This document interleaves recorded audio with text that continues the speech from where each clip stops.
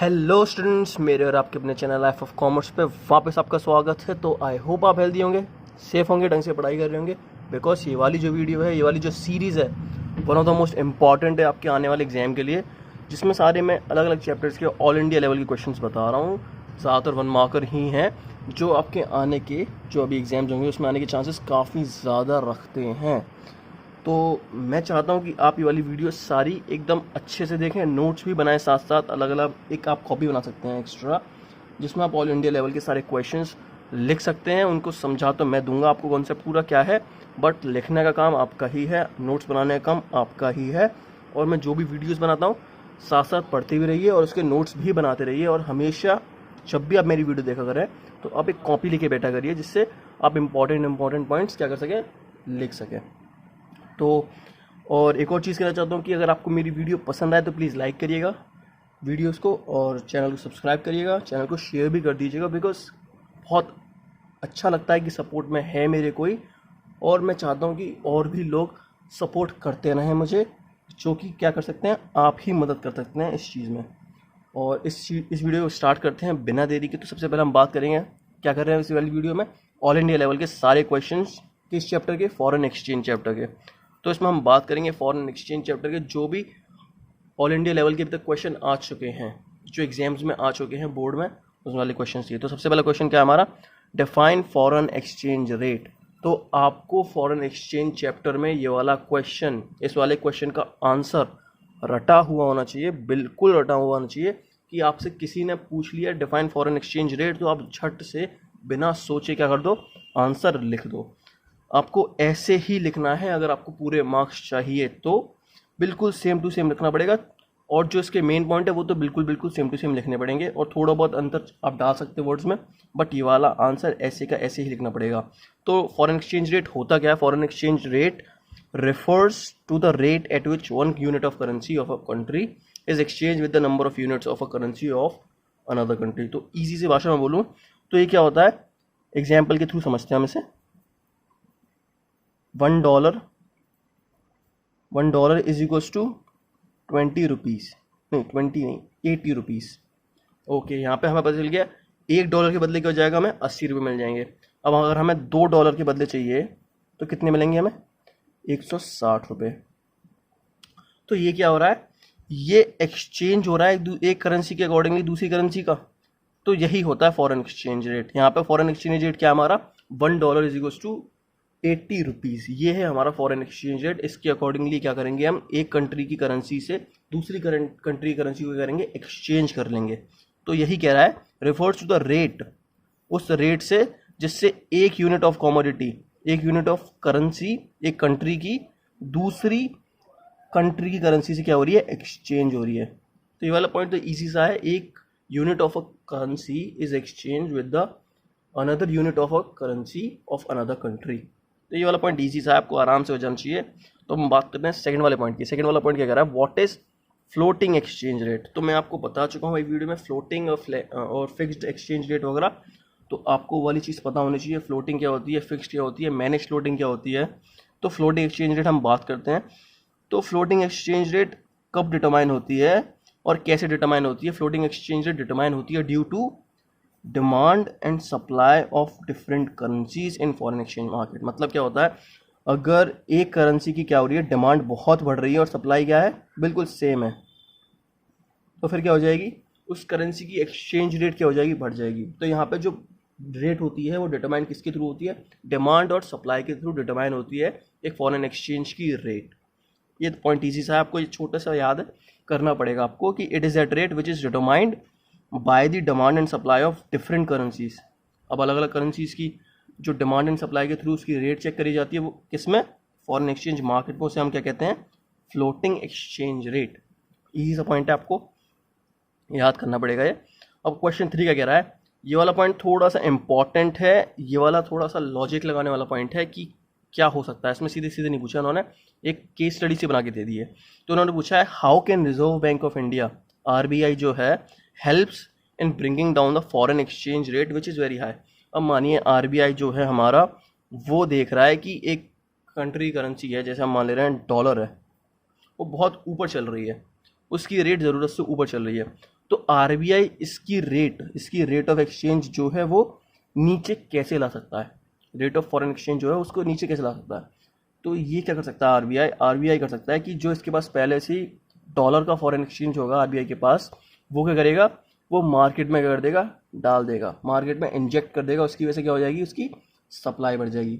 Supply बढ़ गई और डिमांड उतनी ही रही तो उसकी वजह से क्या हो जाएगा, फॉरेन एक्सचेंज रेट कम हो जाएगी। अगर आपको ये वाला कॉन्सेप्ट नहीं पता है कि डिमांड बढ़ने की वजह से और सप्लाई घटने की वजह से क्या होता है फॉरेन एक्सचेंज रेट में, तो मैं आपसे एक विनती करता हूँ, आपसे रिक्वेस्ट करता हूँ कि आप मेरी वीडियो जाकर देखें फॉरेन एक्सचेंज की। उसमें मैंने लास्ट वीडियो जो बनाई है उसमें मैंने सब कुछ बताया है इसके रिगार्डिंग, डिमांड बढ़ती है, सप्लाई घटती है, तो उसकी वजह से क्या होता है फॉरेन एक्सचेंज रेट पर। तो यहाँ पे आंसर क्या हमारा, सेंट्रल बैंक जो है, सेंट्रल बैंक बोलूँ या आरबीआई बोलूँ एक ही चीज़ है, वो क्या कर देगा, फॉरेन एक्सचेंज को सेल करना स्टार्ट कर देगा। सेल करना या इंजेक्ट करना बोलूँ मार्केट के अंदर, जिसकी वजह से क्या हो जाएगी, उसकी सप्लाई बढ़ जाएगी, सप्लाई बढ़ गई मार्केट के अंदर और उसकी वजह से क्या हो जाएगी, उसकी रेट कम हो जाएगी। तो ये होता है। तो अब हम बात करते हैं फोर्थ वाले क्वेश्चन की। तो फोर्थ वाला क्वेश्चन हमसे कह रहा है what is foreign exchange. Okay, ये वाला पॉइंट आपको याद रखने वाली चीज़ है। एक फॉरेन एक्सचेंज रेट अलग होती है और फॉरेन एक्सचेंज अलग होता है। तो यहाँ पे सबसे पहले क्वेश्चन में तो हमसे पूछा गया था what is foreign exchange rate, if it define foreign exchange rate, और यहाँ पे पूछा गया हमसे व्हाट इज़ फॉरेन एक्सचेंज। यहाँ पे रेट नहीं पूछी है। तो फॉरेन एक्सचेंज क्या होता है हमारा, foreign exchange means the reserve of foreign currencies. मतलब आरबीआई के पास जो फॉरेन करेंसीज के रिजर्व हैं, जैसे डॉलर हुआ और पाउंड हुआ हमारा और दिनार वगैरह हुआ, वो उसकी जो रिजर्व्स हैं आरबीआई के पास, वो क्या हो गए, फॉरेन एक्सचेंज हो गए। जो ये सब क्या है, हमारी फॉरेन करेंसीज हैं और इसकी जो रिजर्व है, ये पैसा जो बचा के रखा हुआ है आरबीआई ने अपने पास, वो क्या हो गई, फॉरेन एक्सचेंज हो गई। अब एक छोटा सा पॉइंट है जो आपको दिमाग में रहना चाहिए कि फॉरेन एक्सचेंज क्या है, टर्म सब्जेक्टिव है। अब कुछ बच्चे समझ जाएंगे सब्जेक्टिव क्या होता है और कुछ बच्चे शायद नहीं समझ पाए, तो मैं बता दे रहा हूँ सब्जेक्टिव कैसे। कि हमारी इंडिया है कंट्री, तो हमारी डोमेस्टिक करेंसी कौन सी है, रुपीज़ है। ओके, हमारी डोमेस्टिक करेंसी कौन सी है, रुपीज़ है। और जो बाहर की कंट्री की करेंसी है हमारे लिए, वो क्या हो गई, हमारी फॉरेन करेंसीज बोलूँ या फॉरेन एक्सचेंज हो गई। ठीक है, जैसे हमारी डॉलर है हमारे लिए बाहर की करेंसी, पाउंड है हमारे लिए बाहर की करेंसी, तो ये सब क्या हो गई, हमारे लिए फॉरेन एक्सचेंज हो गई। ओके, बट अगर कोई अमेरिका का सिटीज़न है तो उसके लिए क्या है, डॉलर क्या है, उसकी डोमेस्टिक करेंसी, और बाहर की जो रुपी वगैरह है, जो पाउंड वगैरह है, वो क्या हो गए, उसके फॉरेन करेंसी हो गए। तो ये होता है सब्जेक्टिव टर्म। हर किसी कंट्री के लिए फॉरेन एक्सचेंज अलग अलग होता है। इजी सा पॉइंट है, समझ आ जाएगा आपको आराम से, इतने तो आप सब होशियार हो ही हो। तब हम बात करते हैं क्वेश्चन 5 क्या कह रहा है, state 2 sources of supply of foreign exchange. Okay, इन्होंने क्या पूछा है, sources of supply of foreign exchange की सप्लाई कहाँ से होती है, उसकी ज़रूरत क्यों होती है सप्लाई की, और सप्लाई कहाँ से आ सकती है फॉरेन एक्सचेंज की। तो ये क्या है, एक तो पॉइंट है हमारा एक्सपोर्ट। एक्सपोर्ट पता ही है आपने, इंडिया में किसी ने इंडिया से बाहर सामान भेजा, तो भाई वो क्या करेंगे, जो बाहर की कंट्री है वो करेगी, वो अपनी करेंसी में पैसा भेजेगी गवर्नमेंट पे, और गवर्नमेंट क्या करेगी, कन्वर्ट करके उस एक्सपोर्टर को दे देगी पैसा। तो ओवरऑल ये फॉरेन करेंसी है वो किस पे आई, हमारी गवर्नमेंट पे आ गई। तो ये वाला पॉइंट होता है। इसकी वजह से ये होती है, सप्लाई बढ़ जाती है हमारे पास एक कोई भी फॉरेन करेंसी की। एक और पॉइंट क्या है, foreign direct investment. Same point ही एक तरह से, बट थोड़ा सा डिफरेंस है। तो फॉरेन डायरेक्ट इन्वेस्टमेंट क्या है, जैसे रिलायंस कंपनी है, टाटा स्टील वगैरह, वो बहुत अच्छा करती हैं, बहुत अच्छा रिटर्न दे रही हैं।